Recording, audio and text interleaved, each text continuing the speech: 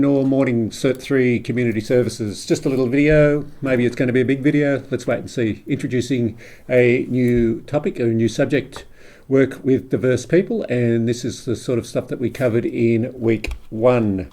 So first off, we've got the little bit of the PowerPoints, but acknowledgement of country, we did speak about that at the start, and they've got the Aboriginal and Torres Strait Islander flag there in front of you. The difference between an acknowledgement and a welcome to country we did speak about briefly, because that's important to know. An acknowledgement of country is something that a non-Aboriginal or Indigenous person could do, just welcoming people to the event, but acknowledging that we're meeting or the event is being held on Aboriginal land, whereas a welcome to country would be performed by an Aboriginal person and somebody usually with some strong connection to the local area as well, an uncle or an auntie, some elder of importance, I guess, in that community. Just a little bit there about what the unit's about. Describes the skills and knowledge required to work respectfully with people from diverse social and cultural groups and situations. Okay, let's just move on. A little bit about what culture could be, someone's heritage, which could be their worldview, their beliefs. It's something that draws a group together. Little slide there about what is culture. So behaviours that could be learned, shared, something learned and passed down, and the way we lead our lives. That's coming from a STARTS workbook. So STARTS being an organisation that works with refugees who've come to Australia and in that process of escaping their land and arriving, or prior to arriving in Australia, they've usually experienced some trauma, perhaps even torture. There was a little activity that we didn't do in class, but I think it's something to reflect upon. It talks about drawing an image that in some way represents your culture or a culture that you identify with. And sometimes people struggle with that, thinking, I don't really feel like I've got a strong cultural belief. And I guess that's something we'll look at as we get into it. But it could be the sort of food we eat, religion, dress, language, traditions, ceremonies, celebrations and cultural values, spiritual beliefs and customs, or family structures and roles, gender relationships, age, and respect for the elderly. So I guess there's a little bit of cultural diversity. This little iceberg looks at, I guess, what we might see on the surface, the tip of the iceberg. We could see things like language, food, clothing. However, there's stuff that perhaps we don't necessarily see. We've got to dig deeper, or we sort of pick that up in our interactions with people, things like beliefs, attitudes, values and perceptions, and cultural norms. And I guess people coming to Australia trying to identify, beneath the surface, things that draw our culture together, and similarly, what we're learning from people who come and resettle in Australia. Perhaps there's some underlying stuff that might be different. Difference and I guess this subject's about difference is not necessarily bad or evil, and that perhaps is the message we might get in the media from time to time, or other sources, even from the political sphere. Perhaps difference would be presented as something to be feared or worried about. However, I will present the idea that difference actually creates a better society, a more diverse, unique, stronger. So diversity should be seen as something that is a strength in a society, that if a society is diverse. And Australia now is under a guiding framework called the multicultural society, policy of multiculturalism. That was in the early to mid 70s that came in. Prior to that, we had a white Australia policy guiding our country. A couple of hundred years, I guess you could argue.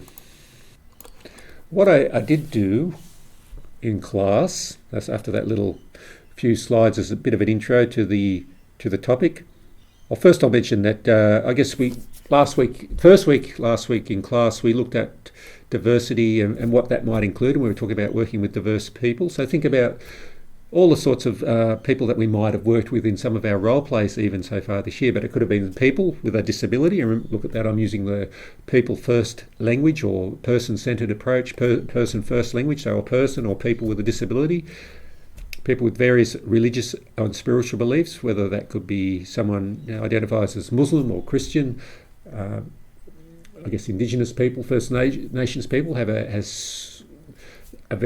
can have a various set of spiritual beliefs. You could argue as well. We're looking at gender identity, male, female, the sexual orientation, so lesbian, gay, bisexual, transgender, queer, intersex, and non-binary, and plus, as a diverse group, generational, so whether you're young or old. They're some of the diverse groups within a community. Not mentioned on that list, they could be around class and wealth and where that sees you sit in society, if you like. So that's another element of diversity, and that's not as comprehensive as the list we've got on the walls. We've included, I guess, people living in social housing, I think was on that list, and I just can't quite remember. Refugees aren't on that list, so people who are coming to Australia as refugees from diverse backgrounds. I guess it's a starting point, or fairly early on in the first session. I did play the Archie Roach song, Took the Children Away, which was in the last year or two celebrated its 30 years since it's released. And some people are familiar with Archie's work and this song in particular. For me, it's a really good eye-opener or a starting point in terms of understanding Indigenous issues or First Nations issues in Australia, or their story, if you like. Archie is a storyteller through his music, and Indigenous people have got a strong background in storytelling, traditionally and in modern society through arts and media. Telling a story is a real strength, and what better way to understand First Nations story is to hear from First Nations people, obviously. Archie tells this story of his life experience as being one of the stolen generations, and he first performed this in the mid-80s in Sydney, I believe, from my reading and research. He's played this song. People have come up to him and said, "Archie, how did you know my story?" And he said, "Well, actually, that was my story." So that was the starting of a realisation that many Aboriginal or First Nations people share a story of removal as being one of the stolen generations. I don't know, obviously not the full story, but it's a starting point in terms of our understanding of First Nations people. Take it away, Archie. All right, little update and change. I've had to remove the song by Archie Roach, Took the Children Away, due to copyright reasons. YouTube won't allow it to stay up, and I sort of thought that might be the case, but I thought it was worth a try, just in the off chance that they may let something so educational stay there.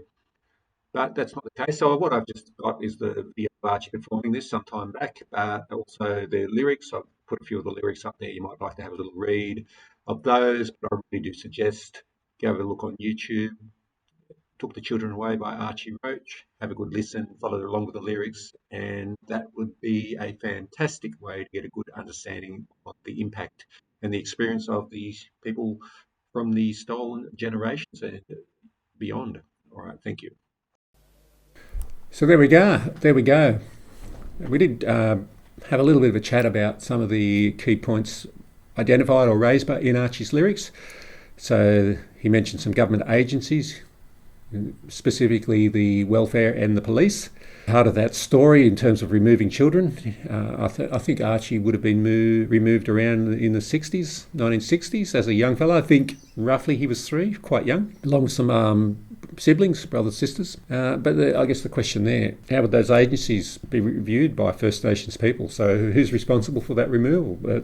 Welfare, which essentially is family and community services, or the old DOCS, and various reincarnations, and obviously the lawmakers or law upholders, as in the police. So straight away, you've got that, I guess, sense of fear, mistrust, worry.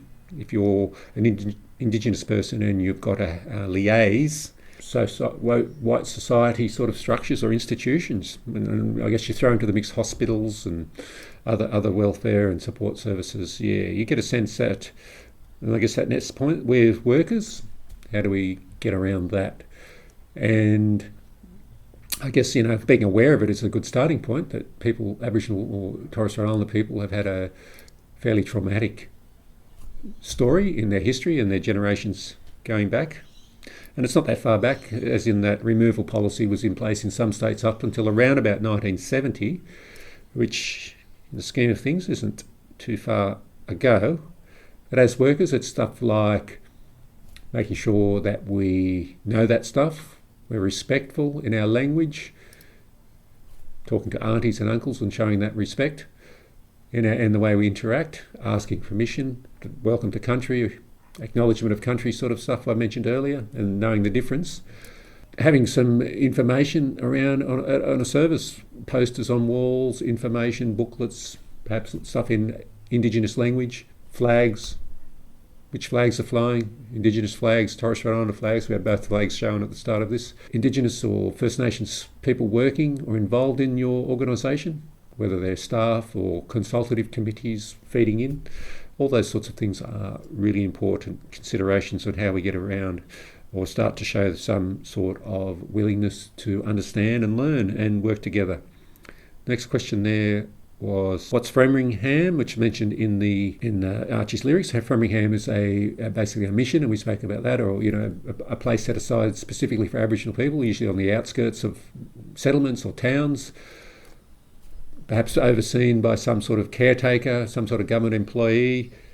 Usually some sort of Aboriginal Protection Board was put in place in each state around Australia to oversee the missions.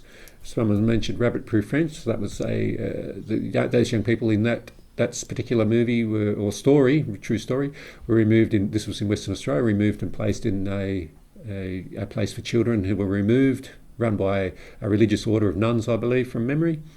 So often there was some sort of religious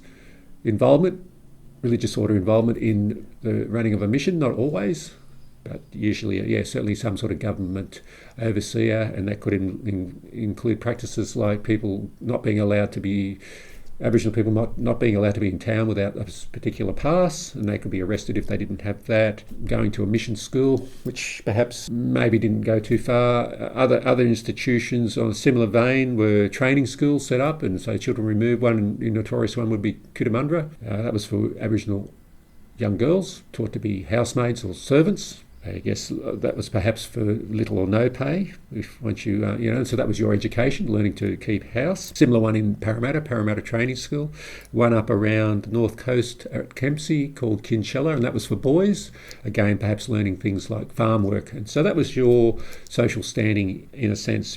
So why were they set up? So I guess that ethnocentric is a word that I've got on the board there. The ethnocentric view that the white or European way is the only way, it's the best way. It's not about sharing knowledge and working with each other. It's from a viewpoint that the best thing for Indigenous Aboriginal people is to forget their own language, their own culture, their own connections, splitting up families and taking on the European language ways, etc., ways of thinking and society. And that was seen from, I guess, one particular view of the world.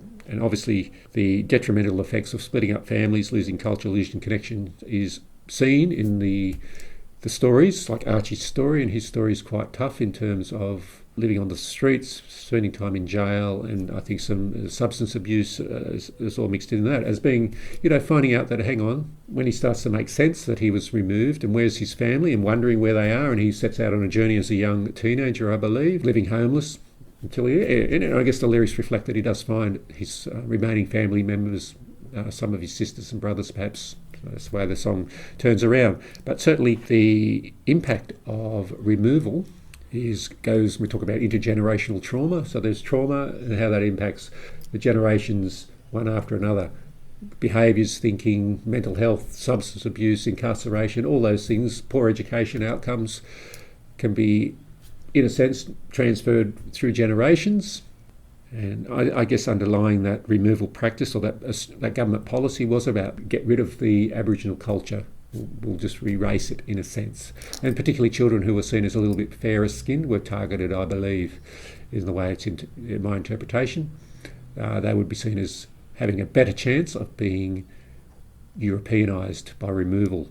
And I guess from that perspective, that there's a good example of that ethnocentric thinking. One way is better than another, or the only way is one way of seeing the world.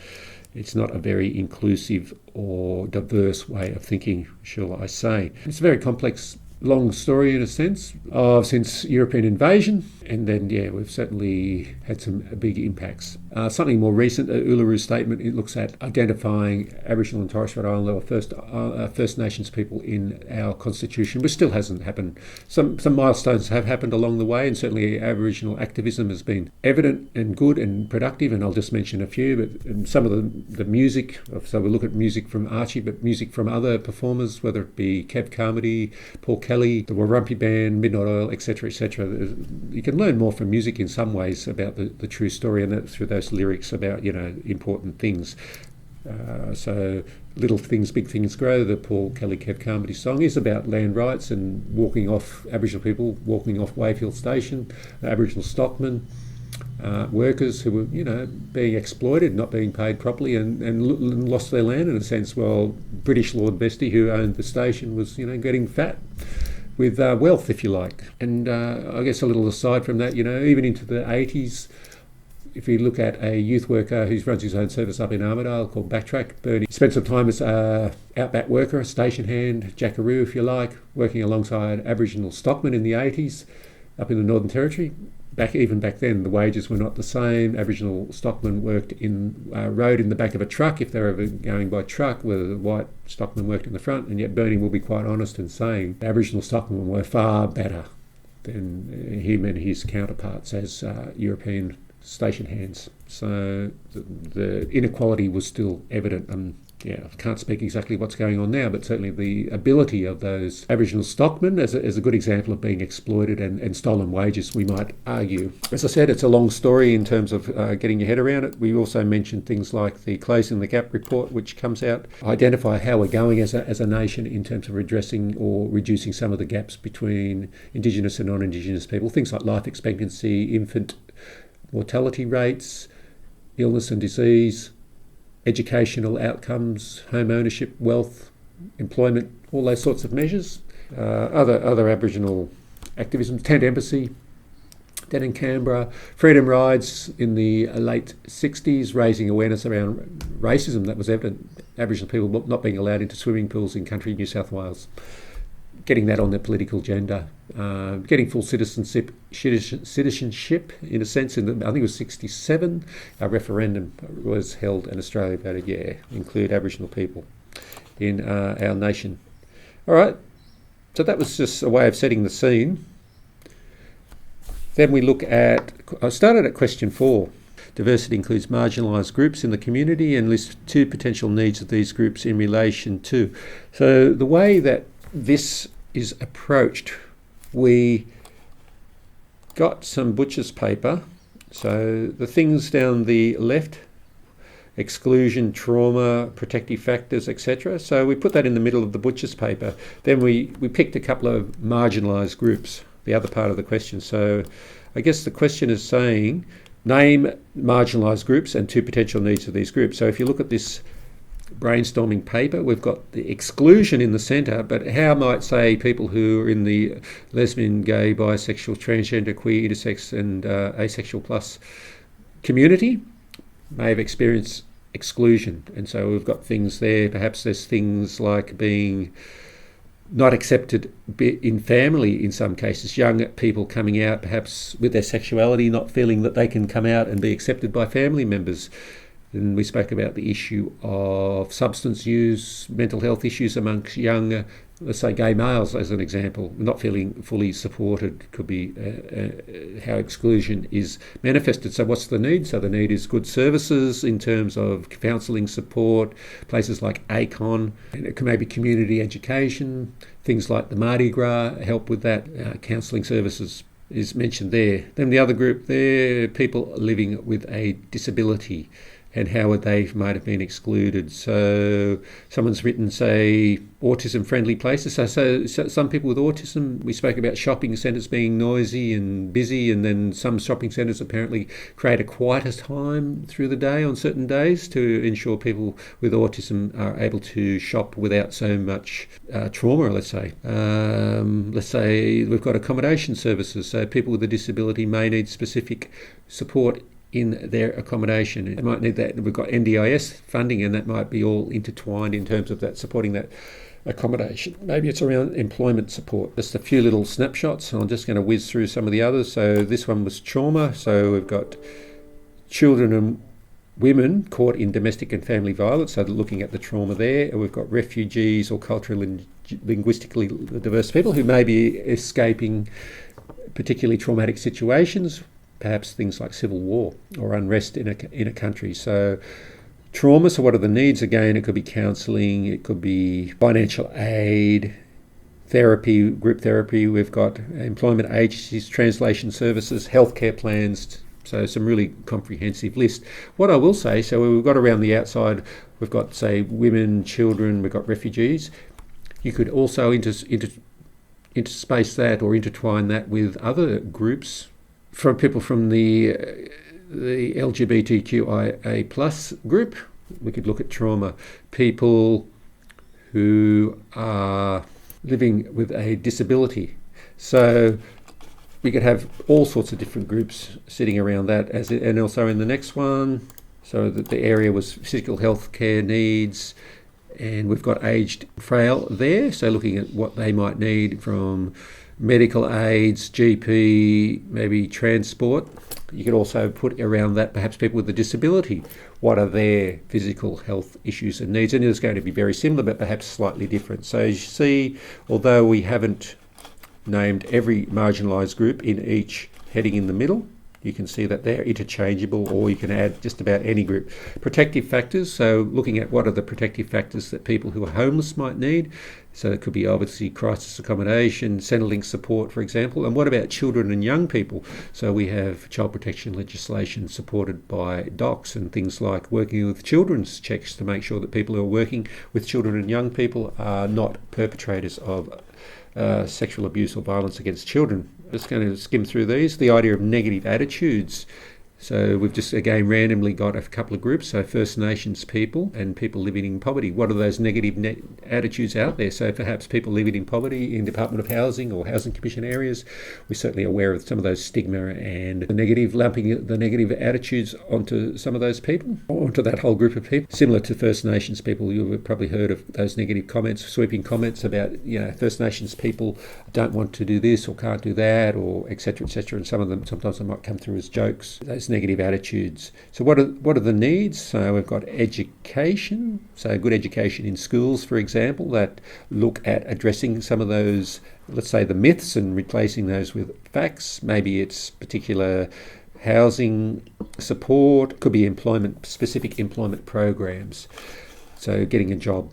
So there we go, people living in poverty, First Nations, but you could have also likewise said those negative attitudes could have been applied to another marginalised group like the lesbian, gay, bisexual, transgender, queer, intersex plus community, or perhaps people with a disability. So it's totally interchangeable. But mental and emotional health care needs, so we've got people living with a mental health condition and or perhaps using alcohol and other drugs. So it could be GP support, access to a mental health care plan, counsellors, psychiatrists, specialist services, perhaps like hospitals, community education, breaking down the stigma. So there we go there. Now the way that, here's just this slide here, an example how that might be written up. One way, like if you've got down the left hand side, so the heading like protective factors, and you've got to come up with two needs. So one way of doing this, you could write that the group that you're looking at under that heading. So in case of protective factors, if you wrote children and young people, then you write the potential need. So it could be the need to have good legislation enacted to ensure that there aren't perpetrators working in that child space. What other protective factors might there for children and young people? So it could be that they need to also have emergency support services, whether it be accommodation to get away from potential perpetrations or violence or abuse. They might need some sort of, whether it's the foster care, emergency housing type system. If we look at the next one, physical issues care needs. So if we wrote the group that we were particularly focusing on there, aged and frail, we could speak about what are the potential needs for that group. What about the mental and emotional health care needs? So if we looked at the LGBTQIA plus group, what are the mental health and emotional care needs there? And we've spoken about that previously. So some of the other questions we looked at, there was a few terms that came out. One was political diversity and what that means in being in Australia. For me, it means that we have various political approaches in this country, various political parties, and they should stand for, ideally, they stand for something different. And, we're free to make a choice, and people can stand as an independent on a particular platform in Australia too with that political diversity. I think that's the Hunters and Shooters Party, so that's their primary focus. We have the two major parties. We have our Liberal Party, Liberal National Party, and we've got the Labor Party. We've also got the Greens. So you can see the differences there, but I think it's important that we understand in Australia what those different parties stand for. And so we can be quite critical and think about what it is we want in guiding our society in a sense, and how we best cater for the diversity in a sense, or marginalised groups in particular, what we've just spoken about. And some parties will have clear policies and approaches around that. And I think we didn't speak about it in class, and I might spend a bit more time on this week, understanding, I guess, at least essentially what, I guess they talk about the left and the right. What's the difference between left thinking and right thinking? You might choose to be in a union or not. Unions is about supporting the rights of workers. Then we looked at social diversity. So what do you think that means? And social standing, if you like, are there different groups in a society? Are there those that are more wealthy, if you like? Are there those that are socially left behind? Are there groups that are marginalised? And we've already mentioned a lot of those groups that are doing it tough. So what is social diversity? So is it the idea of that, I guess, marginalised versus groups that are more dominant, if you like, or have a little bit more access to wealth and power? Economic diversity, I just really touched on that there in that social stuff, that idea that there are maybe some groups of people, and you probably see it in some suburbs where the wealth is quite evident, and then you'll see other suburbs where perhaps it's more about predominantly social or government-provided housing commission, if you like. So I'm just trying to touch on what those areas mean. So we just go to have a look at question 1. Australia is a very diverse country. Give 3 examples of what makes it diverse. So we've already touched upon diverse groups, whether it's people with a disability, where people who are coming as refugees, we might have different cultural groups, religious groups, we've got our First Nations people, different sorts of jobs, different political parties. I guess they're all part of our diverse society. So I won't spend too much time on one. But number 2, give 2 examples of how Australia's diversity contributes to the areas of work and life listed below. So in terms of political diversity, I mentioned that there are different parties, so I guess we're free to vote when we get to 18 for different political parties. We can change governments. Governments can have a different focus on how they manage the country, so that can be reflected. I guess being in a union or not is part of that diversity in a political sense, in that being in a union probably more aligns to a Labor government.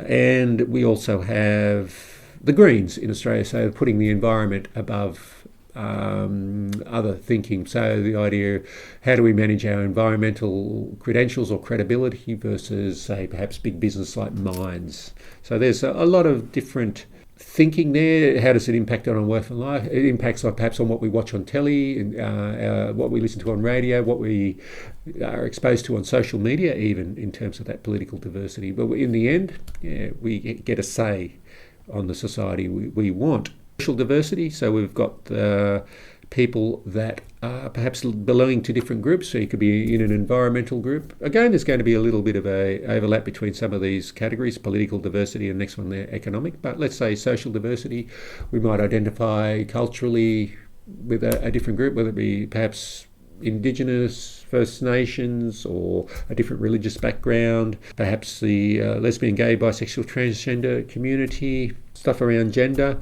So how does that impact on us today? I guess, again, we're free to express ourselves as long as we're not being offensive. So we can go to work and identify as a First Nations person or someone who's come to Australia as a refugee. We should be able to participate fully in life and still access everything that we need. We shouldn't feel that we're going to be ridiculed or excluded. I guess our interactions with others, we can belong to a sports club, we could play soccer, we could do something else. Perhaps we want to be involved in the creative arts, drama, music. Maybe are we free to go out to a club these days or a pub? And I know we've just come through COVID, which has thrown things out differently. And I guess that was one of the issues with COVID, that people were, mental health was a bit more of a struggle when we're becoming more isolated and not having those social interactions. So what are those social interactions, I guess, as another way of looking at that social diversity and our impact on work and life. So pretty much we should be pretty free, although, from time to time we might read or hear stuff on social media that is not necessarily about inclusiveness, and it's about promoting one group over another and not necessarily making the other groups feel welcome. Economic diversity. We do see different spheres of wealth, if you like, different perhaps backgrounds, whether it's certain schools, perhaps gender might come into your thinking. So I think private schools, elite private schools, what sort of job you might end up with, where that might lead you. Perhaps that leads you into careers in law. Perhaps the stepping stone from law to politics is quite very easy pathway for some people. Maybe there are family connections. And what does that mean? Let's have a look at this little video from the movie Getting Square. That sort of probably tells the story. Warren Halliwell. I'm asking you if you have ever heard of Warren Halliwell. I told you, mate, I don't remember names and stuff like that. Oh. I do remember there was an old bloke, Warren, who used to drink at the Oxford at Petersham, but, mate, I don't know what his second name was. I was referring to the accountant on the Gold Coast. Well, you were referring Warren to an accountant? No. Oh, mate, old Warren wouldn't need an accountant, mate. He's just an old pisshead. Don't know where you're getting your info from. Warren would be dead by now, wouldn't he? I am not talking about your friend from Petersham, Mr. Spiteri. I am talking about Warren Halliwell, the accountant, who practices on the Gold Coast. Oh, yeah. You know Warren Halliwell, don't you? Yeah. Yeah, if he used to drink at the Oxford at Petersham, I do, yeah, mate. But Dad said he didn't look like an accountant to me. No, I'm not saying he was an accountant. Yes, you did. You said it then. No. Yes, you did, mate. Oh, you keep doing it. You're trying to confuse me. Anyway, what did old Warren do wrong, mate? What are you hassling him for? He's done nothing wrong. He's just an old pisshead. I am not talking about your friend Warren. Oh, well, what the fuck are you talking about? Oh, I've got to go home. My bus goes at 4 o'clock. Excuse me, who's paying for my bus fare today? I put it to you that on August the 26th last year, you delivered approximately $200,000 in cash to the office of Warren Halliwell. Oh, mate, 200? Do I look like I got 200 grand in cash? I'm on the bones of me ass, mate.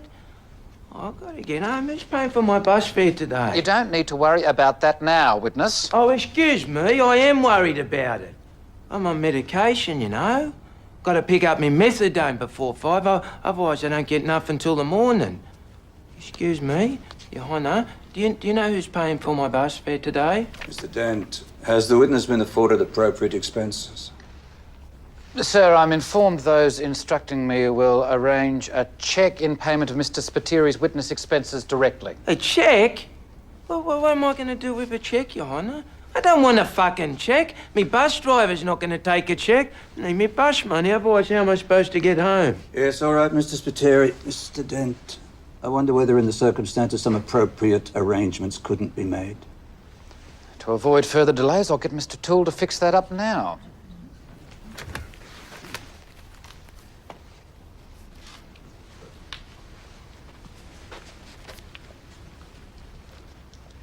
Oh, that's only $20. My bus doesn't come till 4. I'm going to need some lunch. I think perhaps in the circumstances the witness is entitled to be reimbursed for his luncheon expenses, Mr. Dent. I'll get Mr. Toole to give him another $20 to cover his luncheon expenses.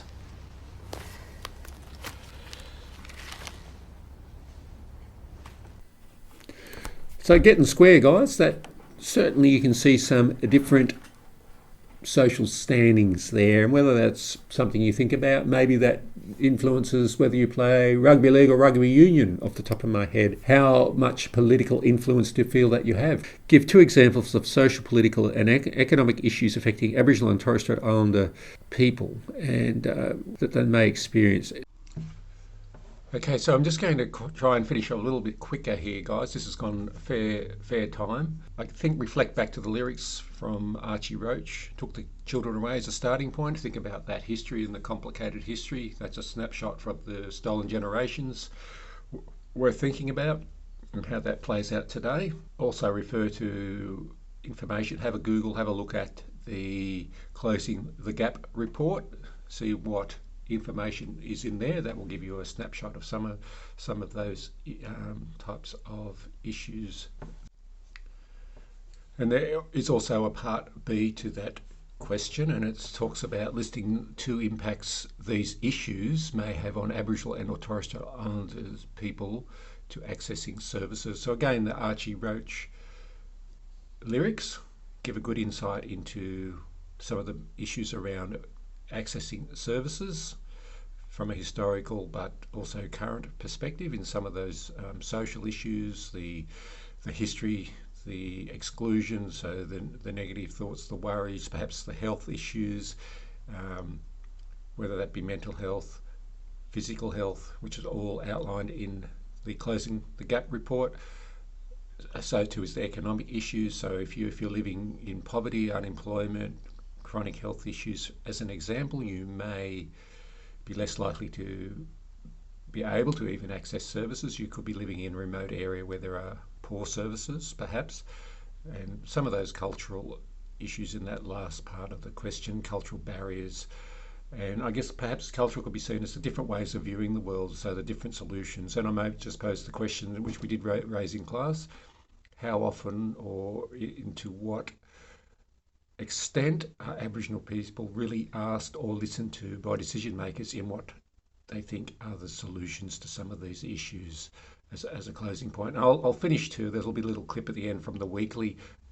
I think the best way to finish here would be to listen to Briggs, an Indigenous commentator. He's also a musician, AB Original. Listen to his lyrics. A lot of his songs are very, I guess, a good way of get your education. Have a listen to AB Original stuff.